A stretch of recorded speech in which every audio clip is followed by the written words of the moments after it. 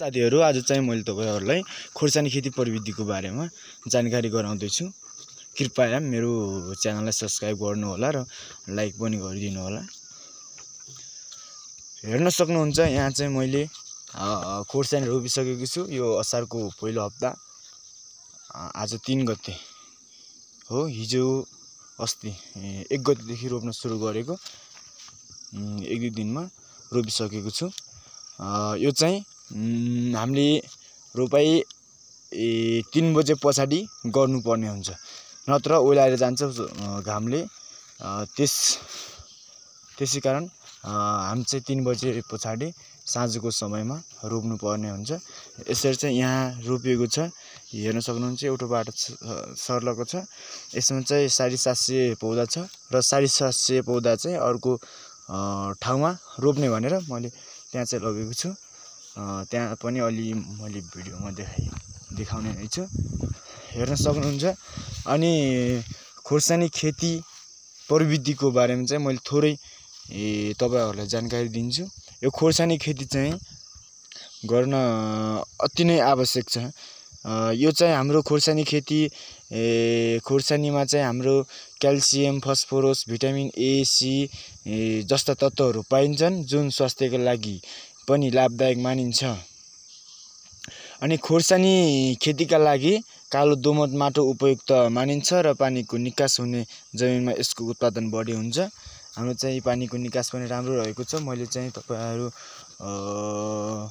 को यो के भन्छ रे, यो च्यानलमा मैले हाम्रो सिँचाइ पोखरी पनि बन्दै गरेको भिडियो पोस्ट गरेको थिएँ। हेर्न सक्नुहुन्छ तपाईहरुले। पानीको निकास चाहिँ राम्रो हुनुपर्छ र कालो दोमट माटो हेर्न सक्नुहुन्छ। कालो माटो छ यो कालो। अनि अलि पर मैले जुन उसको लागि एकपटक अनुसन्धानको लागि कस्तो हुँदो रहेछ, कालो दोमट माटो नभएर पत्थरिलो माटो, पत्थरिलो रातो पनि त्यति रातो होइन, अलि म देखाउँछु तपाईहरुलाई। त्यस्तो ठाउँ पनि मैले रोपेको छु र त्यहाँ पनि मैले चाहिँ प्रत्येक हप्तामा यो चाहिँ बुधबारको दिन खोर्सानी खेतीको बारेमा भिडियो लिने प्रयास गर्नेछु। प्रत्येक दिन चाहिँ प्रत्येक हप्तामा चाहिँ मैले यो खोर्सानी खेती अहिले यहाँ यस्तो भएको छ भनेदेखि यो के भन्छ रे, हप्ता पछाडि अब अर्को बुधबारको दिनमा चाहिँ यो खोर्सानी कस्तो हुन्छ भनेर मैले तपाईहरुलाई देखाउने छु। र अर्को हप्तामा मैले यसरी खेती गरेको चाहिँ कसरी कस्तो हुन्छ, कुन समयमा के गर्ने भन्ने विषयमा सबै मैले जानकारी गराउने छु। त्यसको लागि हाम्रो च्यानललाई सब्स्क्राइब गरेर हाम्रो च्यानलसँग जोडिनु होला। अनि यसको खेतीका लागि जमिनको पीएच मान 5.5 र 7 को बीचमा हुनुपर्छ। तर त्यसको त्यो नाप्ने यन्त्र चाहिँ हामीसँग हुँदैन। हामी चाहिँ सानो किसान भर्खर मैले यसैपालि चाहिँ खोर्सानी खेतीको बारेमा थोरै अध्ययन गरेर खोर्सानी खेती गर्न खोजिरहेको छु। त्यही भएर त्यो नाप्ने साधन चाहिँ छैन। लगभग त्यस्तै होला यो पनि। अनि त्यसपछि चाहिँ खोर्सानी खेती जस्तो हावापानीमा पनि गर्न सकिन्छ, तर ओसिलो सुक्खा हावापानी राम्रो मानिन्छ।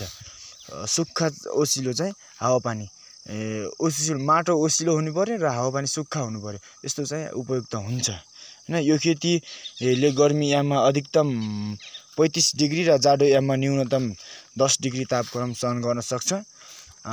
यो खोर्सानी खेतीले चाहिँ गर्मी याममा 35 डिग्री अत्याधिक भनेको 35 डिग्री भन्दा माथि तापक्रम सहन गर्न सक्दैन र जाडोमा 10 डिग्री भन्दा तल झर्यो भनेदेखि चाहिँ सहन गर्न सक्दैन भन्ने छ। त्यसमा चाहिँ हामी म्यानेज गर्न सक्छौँ।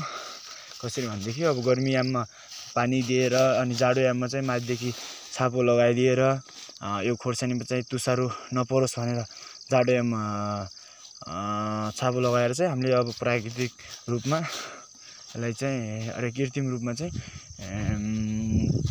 गर्न सक्छौँ। त्यसको चाहिँ समाधान गर्न सक्छौँ। तपाईहरुलाई चाहिँ खोर्सानी खेतीको बारेमा अरु पनि जानकारी चाहिन्छ भनेदेखि हाम्रो च्यानललाई चाहिँ सब्स्क्राइब गरिदिनु होला। सब्स्क्राइब गरेर हाम्रो च्यानलसँग जोडिनु होला। यसै चाहिँ मैले पर अर्को ठाउँमा पनि गरेको छु। यत्रै बाटोमा छ, त्यो पनि मैले देखाउँछु। अब त्यो देखाउँ। कफी खान गइरहेको छु। तपाईं भिडियो अन्त्यसम्म हेर्नु होला।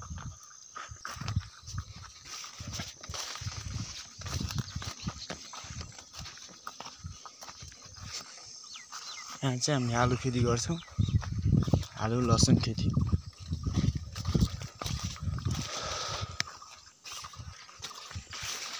चाहिँ मेरो घर। यहाँ चाहिँ हामीले खोर्सानी खेती गरिरहेको छौं। त्यहाँ चाहिँ मैले ड्याङ बनाएर बिरुवा उमारेको 3टा ड्याङ। यो ड्याङ सकिसक्यो अनि यो छ बिरुवा चाहिँ यतिको हुँदा चाहिँ राम्रो हुने गर्छ भन्न त खासमा 3 देखि के भन्छ अरे 5 देखि 6 वटा पात भन्छ हैन।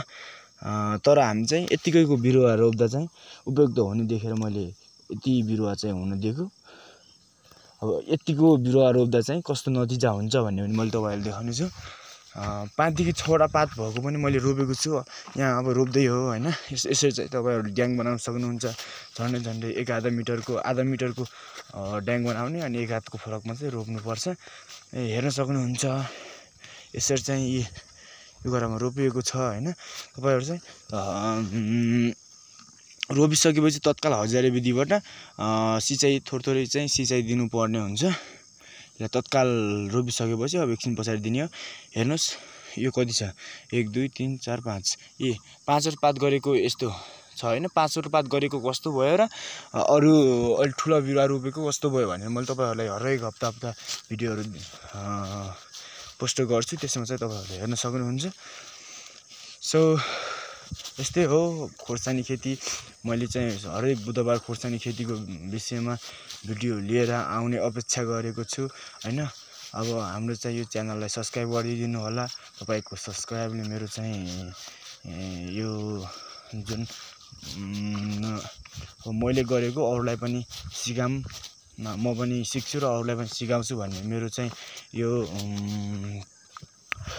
एउटा लक्ष्य रहेको छ। यसलाई चाहिँ तपाईहरुले पुरा गरिदिनु होला भन्दै आजको भिडियोबाट बिदा हुन्छु। हस्त नमस्कार।